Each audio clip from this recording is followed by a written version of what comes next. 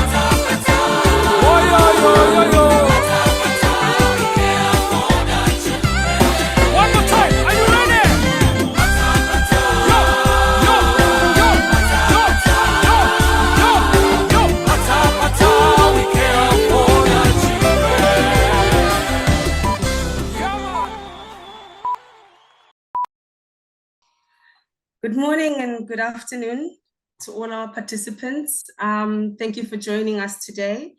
My name is Kudzim Lambo, and I'm very excited to be with you all today. And please allow me a quick shout out from Team Eswatini. Like all of you were very excited and are very ready for the 2023 summit. So yay. I would like to welcome you all, like I said, to the first Africa Cafe, Africa Cafe #1 of the 2022 PATA Summit. Africa Cafes are great because they are not as formal as prime sessions. In Africa Cafes, we get to talk, we get to share, we get to learn. So we're hoping that we'll get a chance to do that this afternoon as well. The theme for Africa Cafe 1 is enabling factors, strengthening participation, motivation, and support among frontline health providers. So as I was saying, today's Africa Cafe is a session that will focus on how we build health providers' confidence for increased participation and motivation. Sorry. We have 3 presentations in total, and these presentations will provide us with practical and context-specific sustainable ways to motivate and empower health providers. I think you heard from the prime session earlier that this is one of the things that came out from the Face of Care sessions in last year's summit. So we want in this session to help participants to understand the value of supporting and building confidence in our health providers.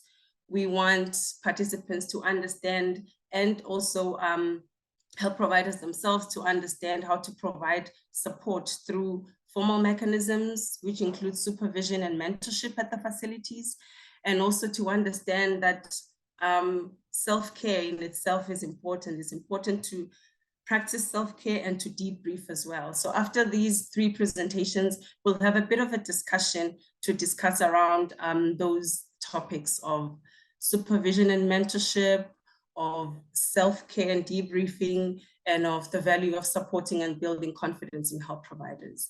So in terms of the format of the session, we have 3 presentations. They're all pre-recorded. We will listen to the presentations back to back, and then we'll have time for a questions and discussions after that. And while these presentations are taking place, please do use the Q&A box at the bottom of the screen to type your questions. Remember to indicate which presenter the question is for so that they can address it accordingly. Some of the questions that you post will be responded to in the Q&A box, and then others will be selected and highlighted for the Q&A session later in the day. So let me just quickly introduce our presenters back to back. After the introduction of their bios, we'll listen to the presentations and then we'll come back again and they will join us live for the session and address our questions. So our first presenter is Dr. Leslie.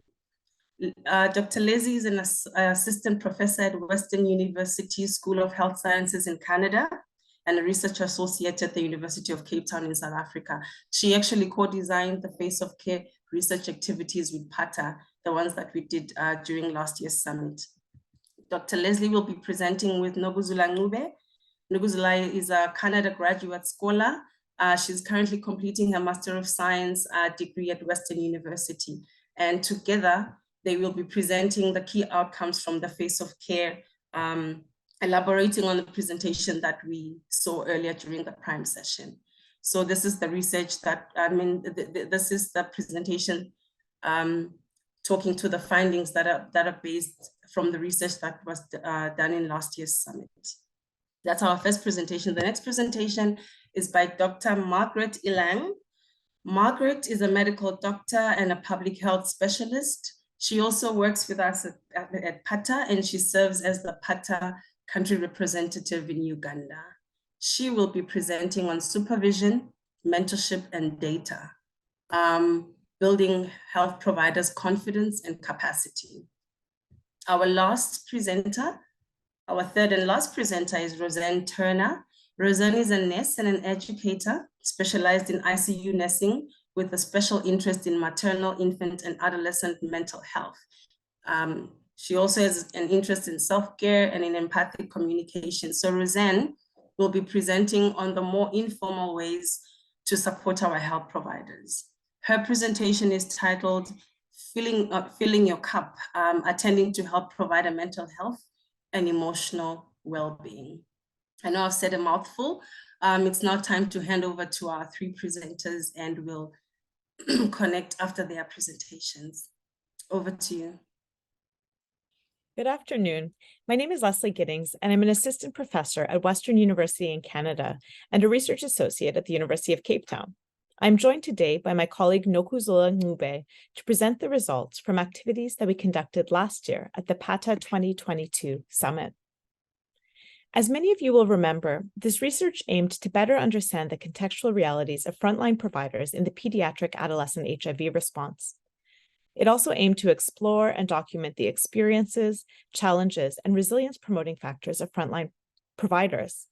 To do this, we took a strengths-based approach to explore and document what constitutes an enabling environment for frontline workers. As many of you will remember, we ran participatory and qualitative activities over 2 days of the PATA Summit in 12 countries and in 24 sites. 801 participants participated across sites. This table displays their occupational categories. Nurses, peer supporters, and NGO workers were the most common occupational category, followed by psychosocial support workers such as counselors and social workers. Many of you will remember that we ran 3 related activities for data collection. First, we did what we called a sticky note storm, which you can see pictured in the bottom right corner. We provided a series of prompts, which included, what is the biggest challenge with my work? And what would make me feel empowered and supported? Participants rotated through prompts and they responded to each individually. And following this, responses were grouped into the themes. Themes were written onto lists, and then you voted on them using stickers. We then shared the rankings back with participants, and we had large group discussions where each occupational group shared and discussed their priorities. The discussions were audio recorded, then we translated and transcribed them verbatim. Now that I've come to this point and I've shared a lot of words and text with you, for the remainder of this presentation, we're going to walk you through the main findings using pictures. And these images were designed with PATA staff, researchers, and a South African artist based on findings. I'll now turn it over to Nokuzola. Hello, my name is Nokuzola Nlube, and I am a research assistant at Western University in Canada. And at an individual level, mental health and self-care emerged as key themes from discussion data. Health workers described emotional challenges related to hearing difficult stories from children and adolescents, and they also described job-related stressors and burnout.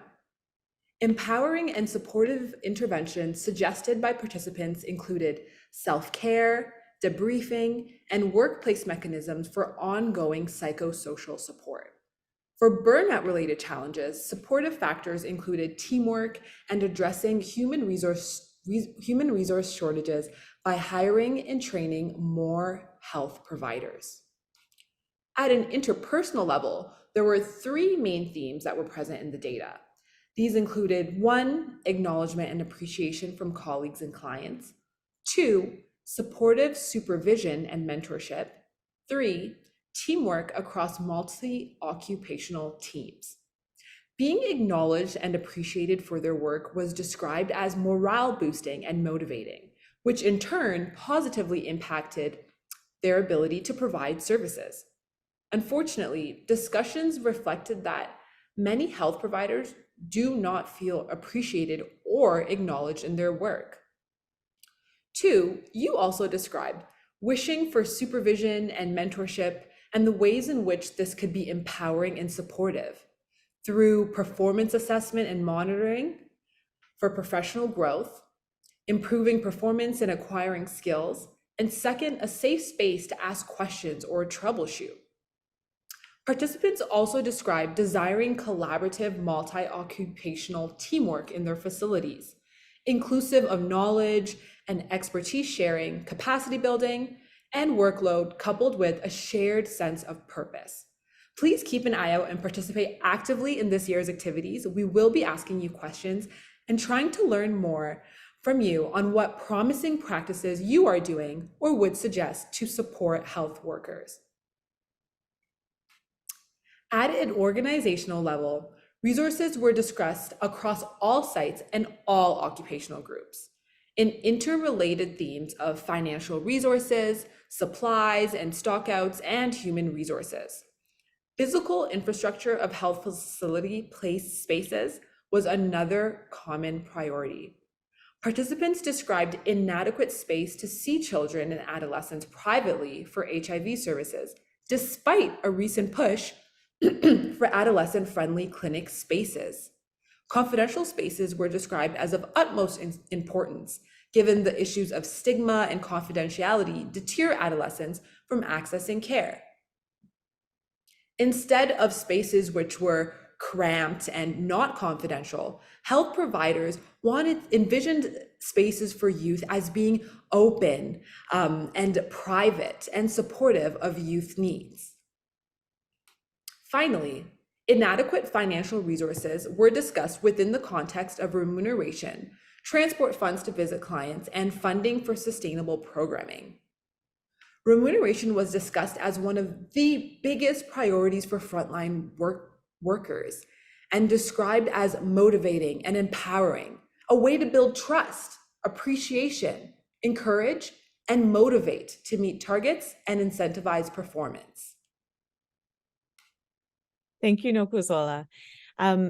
Another main theme that emerged was around human resources and issues of staffing. Participants across occupational groups described insufficient numbers of trained frontline providers to meet their caseloads and the demands of their jobs due to issues of turnover and limited resources. They described feeling stressed and stretched and unable to execute the multiple job requirements that they have throughout the day. Participants were also concerned that peer supporters were not well integrated into health facility teams and did not have adequate transport or supplies to do their work. Peers discussed feeling visibilized and stigmatized as young people living with HIV and described having emotional challenges with supporting their peers while at the same time experiencing those very same challenges themselves. They also discussed not being well integrated or acknowledged in health facility teams, and sometimes inadequate or non-existent pay. Many participants also described that they did not feel like they had adequate training and information to effectively provide children, adolescents, and young people the services they need. This included training and capacity building activities and not having readily available information such as guidelines. And you can see in this image a health worker looking stressed. He's trying to provide a patient with services without access to the guidelines that he needs, and he only has outdated information. Next slide, please. At a structural level, in many countries with restrictive sexual and reproductive health and rights policy frameworks, health workers spoke about how these frameworks limited their ability to provide supportive services. Participants in some sites described discriminatory policies, including those such as high age of consent, limitations to termination of pregnancy, and homophobic legislation. Further, providing young people with contraception, HIV testing, and prevention was limited in some contexts by high age of consent laws. And these were really described as major barriers. Another structural and facility level issue was the stockout of essential medical supplies. And this was described as a really significant resource-related challenges across sites and different occupational groups. Common stocked out supplies included condoms, birth control, ART, PrEP, and test kits. And stockouts were discussed in relation to material resources at the health facility, as well as due to supply chain issues. At the community level, positive stakeholder relationships, including between clinics and community organizations and other governmental and non-governmental social actors, was described as a conducive way to provide holistic support to children and adolescents in their communities. And participants discussed different types of organizations, including HIV education organizations, social services, police, OVC services, and other community-based services. And across different occupational groups, such positive stakeholder relationships was described as a potential way to reduce clinic burden, as well as providing better and more holistic support to children and young people. So we really look forward to hearing from you in the next activities about what you think about some of these themes, things that you're already doing and things that you think are possible. And in closing, we'd like to thank and acknowledge our funders, as well as the research participants who so generously shared their perspectives and expertise last year. And last, if you have any questions, please feel free to be in touch with myself or Lou Anne, and we'll look forward to sharing all of these images with you on the PATA website as well. Thank you. Good morning, good afternoon, good evening. Welcome to PATA 2023 Africa Cafe 1. We will be talking about supervision, mentorship, and data, building health providers' confidence and capacity. I'm called Dr. Ilang Margaret, and I work as the PATA country representative, Uganda. So today we'll be looking at two objectives. That's understanding the role of supportive supervision in building health providers' confidence and capacity. And also the second one is to illustrate how empowered and well-supported health providers successfully utilize data to enhance the delivery of pediatric and adolescent services. As an introduction, you'll find that apart from other factors such as systems, supplies, and equipment, the quality of care delivered by appropriately prepared health providers is central to improving health outcomes. However, this is not the situation, as most of our health providers face a number of challenges, and among them is the limited opportunities for formal training, high turnover, and under-prioritized continuing education. In fact, you find that when a training happens, it's mainly at the central level, and the lower level health providers are, in most cases, marginalized in participating in these trainings. So it's very important that supportive supervision and mentorship is therefore done for these lower healthcare providers to improve the quality of care issues. Supervision, by definition, would be the act of watching a person or activity and making certain that everything is done correctly and safely. So it's a management process where supervisors foster and review staff performance according to defined standards. And when we talk about supervision, there are two ways. there have been two ways of supervision. The traditional supervision, which is controlling, but we are moving away from, to the supportive supervision, where we are able to mentor and coach a health provider to get the skills that are required. So in the supportive supervision, so this focuses on improving performance, building relationship. It's mainly a learning and growing partnership. It's about being coached, being mentored.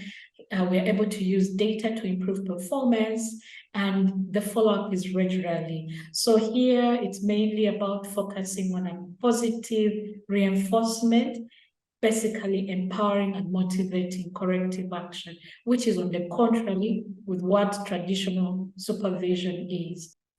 In supportive supervision mentorship, like I've mentioned before, it's about building relationship with the staff, the open communication, the being respectful, mentee assessment to identify gaps and knowledge gaps. And then it's about monitoring performance. And this performance is based on a goal and objectives that have been set during the on-site visits, and observing the sessions, reviewing records to identify the gaps and then being able to address them. It's also about staff motivation to continue the good work. And here it's providing constructive feedback, being able to support this mentee with their own job training and resources. It's also about jointly solving problems, where staff work together to identify and solve the problems, and then thereafter they're empowered to continuously identify and solve problems as a team. And also about ongoing support supervision between the visits, where the mentee can call a mentor and be guided either on phone or regular review meetings, and monthly reports are conducted. Now, how would we conduct a supportive supervision? So let's say you, the supervisor, and you want to support a mentee. The first thing you do is to review data from the facility, look at the current work plans, the current actions, your previous visit, what were the glaring issues that came up, and then you develop clear objectives or goals that you want to address as an agenda for your visit. And once you're at the site, you observe this mentee, how they are conducting the clinical review of a client. You might also probably look at how they're conducting the counseling. You would be able to look at how they're entering data in the records, so that at the end of the day, you are able to provide a constructive feedback. And in your constructive feedback, it's about sharing your observations and insights with the team, and then discussing what was done well and what needs to be improved.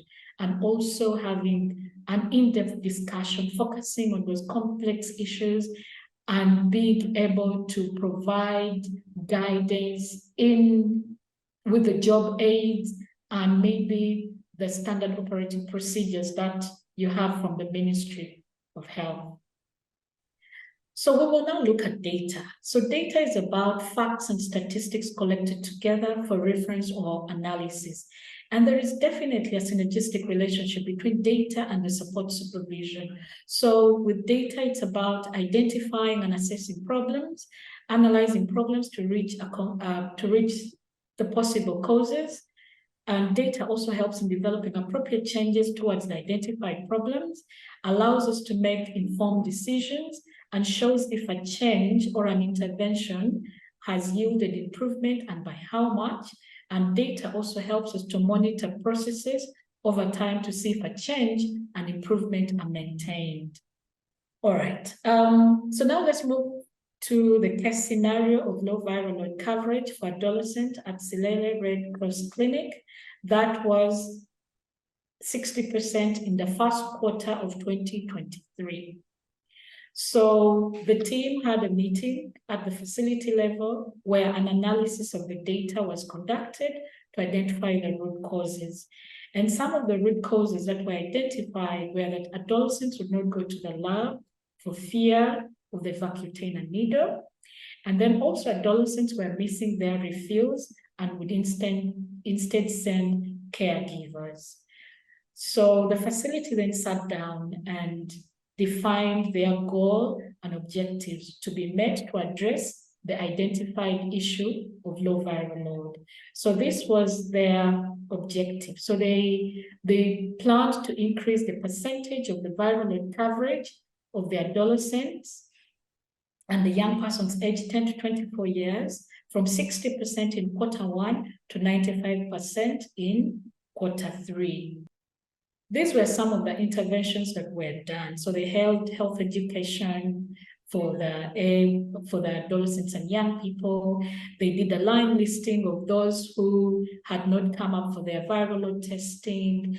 They were able to scale up adherence counseling sessions targeting the AYPs who had not who were eligible for the viral load testing. There was a review and changing the patient flow so that the AYPs started with laboratory tests before getting any other services. And there was also a meeting with the parents and the caregivers to encourage their adolescents to come and take laboratory investigations. So as a result of these interventions, the facility was able to achieve the 95% that they had set. So in calculating this, they were able, as a numerator, to define the numerator as a clients whose viral load is suppressed in a month over clients who were bled for viral load in that month times 100%. That's how they came up with the 95. So as a key message, supportive supervision enables those you supervise to continue to develop their individual competence, receive constructive feedback on performance, and provide safe, quality patient care. The other take-home message is that each one of us has the capacity to both mentor and be mentored, and that it is important to actively seek out and support the potential within those we oversee, guiding them to realize their aspirations and attain job fulfillment. So maybe one of the questions that we need to check ourselves is, how can we ensure supportive supervision becomes part of our workplace culture, something that is scheduled, that is consistent and valued? Thank you. It's not selfish for health providers to take care of ourselves. In fact, it's harmful not to. Humans are wired for connection. We all have a network of mirror neurons in our brains, which allow us to feel what we see happening in others. And every day in our healthcare spaces, we witness incredible suffering in others. So we ourselves feel this. It's not to the same degree, but we feel it. And these feelings are made worse if we feel that we're unable to help that person, which seems to be what many of the findings in the Face of Care have revealed. Self-care is about acknowledging and taking care of these difficulties before we can take care of others. We can't pour from an empty cup. A good way to do this is self-care and a practice called self-compassion. So this means noticing when we experience difficult feelings, when we encounter someone and where we feel like we're unable to help, or it's awkward, or we feel embarrassed. So notice that, acknowledge it, and then recognize that, like you and me and none of us here are perfect. We're doing our best to help others. We didn't make the other person ill, and neither is it really in our power to fix them completely. We can offer what we have and do our best. Then in this discomfort and our acknowledging our own discomfort, we give ourselves physical comfort. And so that might be giving ourselves a hug, or putting our hand on our heart, or even just holding our hand, some space where we can feel the warmth of our own touch. And then quietly to yourself or myself, we give ourselves the same kindness we would give a close friend. So instead of harshly judging ourselves, we say something like, wow, that was difficult. You're trying your hardest. But like with self-care, we also need as teams to recharge and to connect together and to acknowledge the difficulties and the good in our workspaces. And this involves often regular team meetings, so meetings that are prioritized. Self-care and team care and recharging should not be a luxury. If the team's stressed out, we should be even more focused on ensuring that these meetings take time, or take place rather. So they don't have to be long and they don't need to be expensive, but we need to make sure that they take time, they start at the time we advertised and the regular time. That might be the last Friday of the month or the last Tuesday or the first Monday or something, but it's regular and everybody knows when it's going to happen. We start with grounding exercises, which is grounding exercise would be something like look around and see 4 things you can smell, you can see, 2 things you can smell, 3 things you can hear. So people feel grounded in their space, especially if they're anxious. And then the most important part of these meetings is really giving people space to be heard and to hear. So we would do this in paired sharing. So 2 people would pair off and go and sit together and share 1 minute each way about what's been difficult at work since the last meeting. So this is one person would, so for example, you would tell me about your month for a minute and I just listen. I don't try and fix you or respond or give you advice. I just listen. After a minute, we swap over. And it's quite easy just to time a minute on a cell phone. So we swap and then you tell me what's been going on in your life and I listen. So we each have a period to be heard and to listen. And then we swap pairs. So everybody does this 3 times. Important not to just keep like nurses together or doctors together, counselors together, but just to have an interprofessional exchange sometimes, because that's also useful. After this, to have time for reflection, an expression of gratitude. You can either do this out loud or silently in your head, and then the team should mingle, ideally with warm food, because warm food is apparently much more grounding and much more comforting than cold drinks and snacks, but it's whatever people have brought and what's ever available is good enough. I've made some resources available, which will be on the Pata Hub. So thank you very much. Thank you so much to all our presenters for all those informative presentations. It's great to have everybody with us today. Shortly, they'll be joining us live.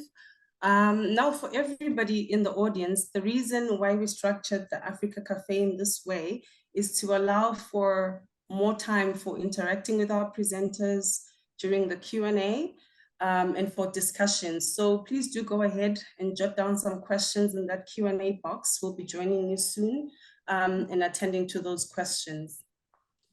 So I think the other presenters will be joining me now. While they're joining, I would like to just thank Leslie and Nobuzola. Thank you for sharing the key findings from the Face of Care research. You've really highlighted the on-the-ground realities of our health providers from the various African countries. You've shared some challenges with us, and you've also highlighted what health providers themselves would need to create an optimal environment for service delivery. To Margaret, thank you as well for breaking down for us what supportive supervision is. You've really shared practical skills on how supportive supervision is meant to be implemented in facilities. You've shared with us an example of how supportive supervision and quality assurance can result in improved service delivery and improved health outcomes. And lastly, Roseanne, thank you to you as well. You've highlighted how self-care is very important for our health providers. Thank you for sharing some very, very practical and relatable ways that health providers can use to practice self-care. So I think by now we should be ready to have our presenters join us live. I'm sorry, but my screen doesn't show that they are. Maybe it's just on my end.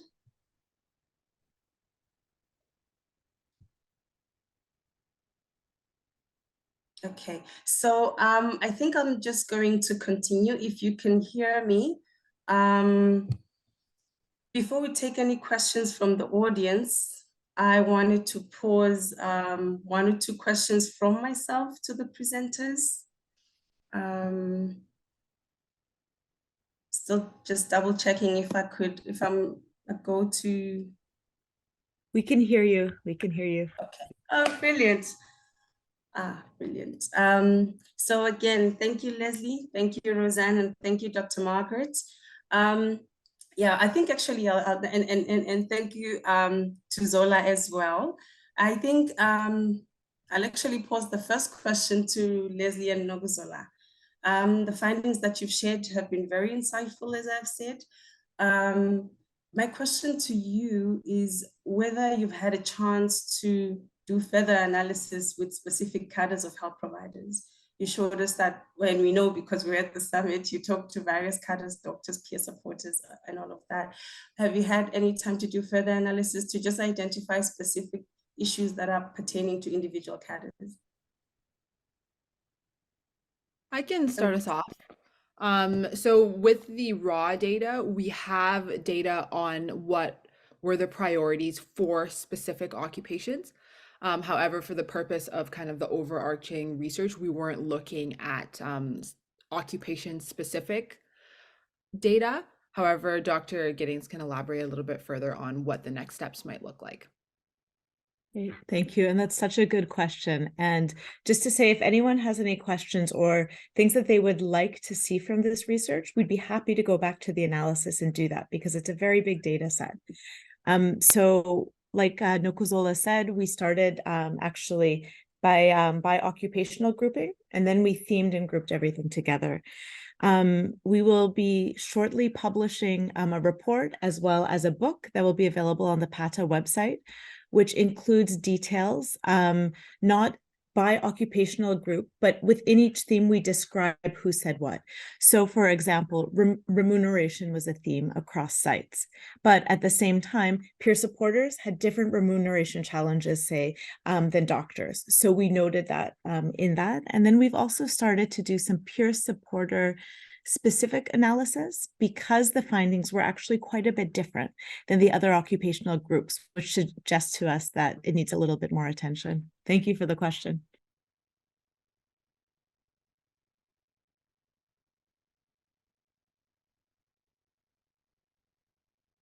Both so much for your responses. I just had to unmute myself for a second.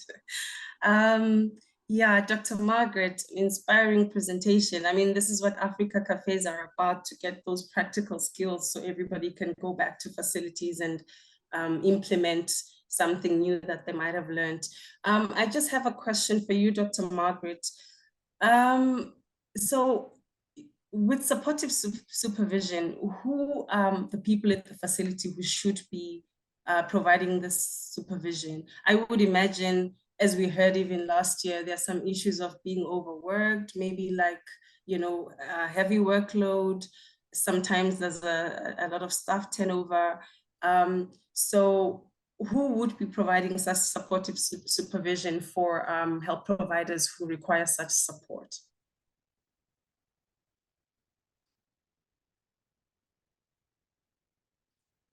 Dr. Margaret, I'm not sure if you got that. You could repeat, please. Oh, okay. I was just wondering if you have any insights of who would be providing supportive supervision in facilities, because, you know, the insights we got from last year is that healthcare workers might be overstretched with work. There might be high staff turnover. So just your insights on, you know, who would be providing supportive supervision for health providers who need that kind of support. Okay, thank you very much, Kutsi, for the question. So ideally with support supervision, and when especially when we look at mentorship, it could be two-way. So there could be the direct supervision or the indirect one. And the indirect one, the indirect mentorship could be the mentee identifies among the staffs that they work with someone who is skilled and has experience, and they reach out to that person to share with them their skills, expertise, and the learnings that they have.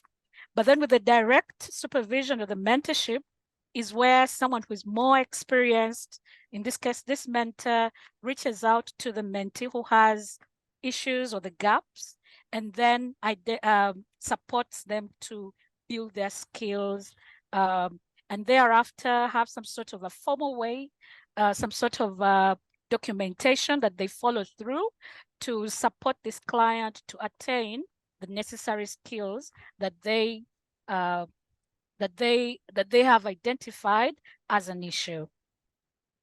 Thank you. Over to you, Kutsi. Thank you. Hang in there. I'll get the hang of this mute button by the end of the session. I've unmuted myself now. Thank you, everyone. Thank you, Dr. Margaret. Just one question for you, Roseanne. I'm sure the audience is also itching to ask us so many questions after such great presentations. Roseanne, so I found your presentation I was just relaxed even by the end of it. I'm like, looking for things in the room. I was doing the exercises as you were doing them. So very, very, very relatable.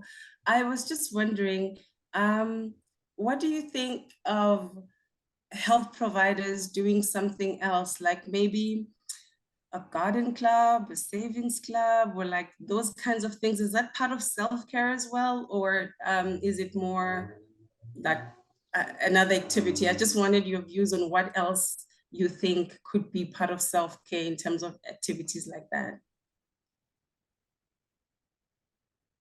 So thank you for, I got that, thank you. And I think, yes, I mean, all of these activities which build teams are important, but a lot of the self-care, we need to develop strategies to be able to manage our distress in the minute. So, so when something is happening which we feel frustrated or out of our depth, then we need to be able to attend to that then, not in a week's time or next month, when it's past and we've kind of suppressed those feelings.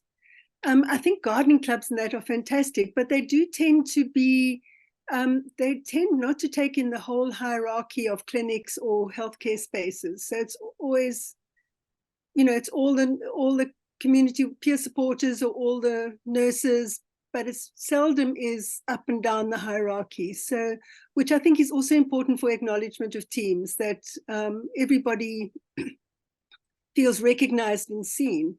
And especially those that feel that they're at the lower end of the team, that they're actually seen by people, the leaders of the team, so that they feel like they're important. So yeah, it all helps. Thank you. It all helps. Thank you, Roseanne. Yes, I've just been to the Q&A box. I see we have a couple of questions, and I think we're sticking with you again, Roseanne. I don't know if you can see from your end. We have greetings from East London Satellite. Hi, East London. They are asking, how would one include Roseanne's advice in the flow of a working day or a working week? At the start of the day or at the end of the day? Any tips on when to insert these great ideas? What would work best? If this refers to the team meetings, I don't think it matters when it's included, except that it is included and that teams are aware that it's going to happen, so that people, there's safety in the regularity and in the familiarity of when it's happening and where it's happening. So whatever works for whatever's best for the specific site is great. Hopefully that answers the question. Yeah, great. Thanks, Roseanne. I do have a question popping up. I think it could work for both what Roseanne was telling us about self-care, teaching us about self-care, and also a little bit with supportive supervision as well. Maybe we'll start with you, Dr. Margaret, and tackle it on the supportive supervision side.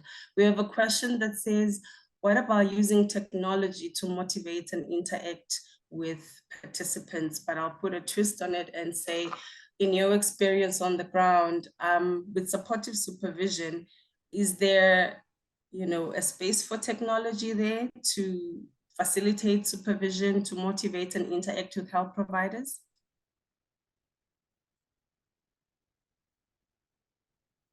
Yes, definitely technology does offer an opportunity for reaching out to the health providers or the mentees to provide the support supervision that they need. And in a way, it could be an easy strategy to use, but the challenges on the ground is very different. And this is because in many of our lower health facilities, internet is greatly a challenge.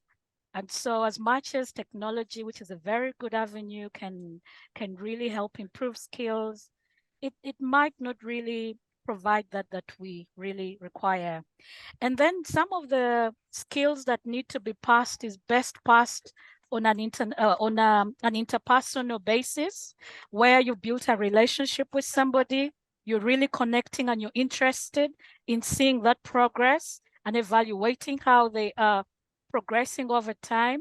So I think overall we could explore the two, but the face-to-face one does offer a much more benefit to a health provider. Yeah, over. Great. Thank you very much, Dr. Margaret. Leslie, I wonder if you have a point or two to also say that on the self-care side, and then, sorry, Roseanne, and then I'll come back to you, Leslie, just to see technology and self-care. Any thoughts on that? Sorry, I just found looking for my mute button. Yes, I think, it potentially can work. The internet's a challenge. I don't know what WhatsApp connections are like in remote rural areas across the continent. Certainly within groups of adolescents that I've worked with, they seem to connect very well with WhatsApp messaging. And so that's a useful support. Yeah. Great. Thank you, Roseanne. I think I'll come back to you, Leslie and Zola, while our audience gives us more questions. We do have a little bit of time to still interact and chat to everyone. So back to Leslie and Zola. So we met up at the summit last year. We did the face of care. We have these findings. Could you tell us more about where to from here, which is kind of part of what we'll be doing this week, but since we are having this discussion, it would be really great to have more insight on where to from here. What else do we need to understand? How are we going about trying to get that information? So over to you. Great, thank you. And that's a really good question, and one we've been thinking a lot about.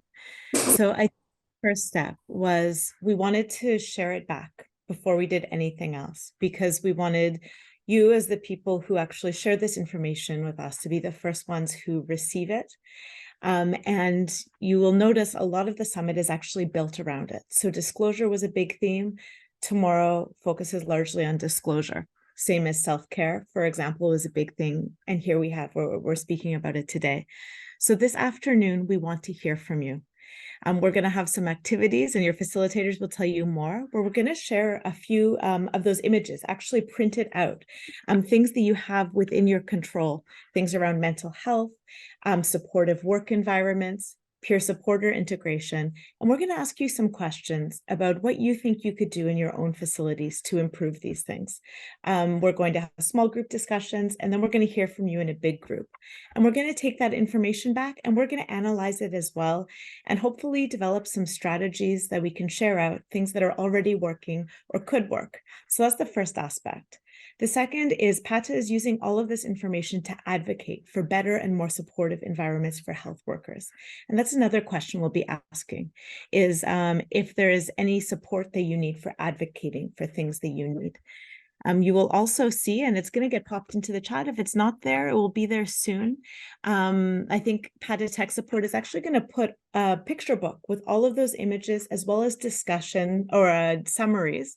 And you'll notice quotes as well from you across the continent, anonymous quotes. So that is another thing. And it will, of course, also go into the academic literature. So that's kind of our first and second step, and then we'll wait and we'll hear from you what you have to say to us this year. Please also give us feedback. Did we get it right? Did we miss something important? And we'll continue to keep the conversation going. Does that answer your question, Doc?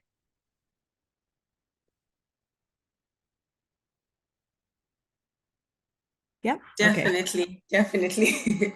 Thank you. Thank you so much. And thank you for also shedding a bit of light for all of us on what's to come in the next couple of days, which ties into the work that we did last year in the Face of Care activities. So I do have a question. Yeah, we still have a little bit of time. I have a question from Margaret. I can see in the Q&A we don't have a lot of questions coming up. We do have one that I will leave till the end. It has to do with PATA's work in general. So I thought maybe just start with the ones that are specific to this section. So I'm not ignoring that question. I can see it. We'll get back to it a little later. Dr. Margaret, I have a question here that with everyone in the facility being so busy, having meetings for case reviews feels like it could be a luxury. How can we make such meetings standard in our busy working environments? Do you have any advice for our health providers?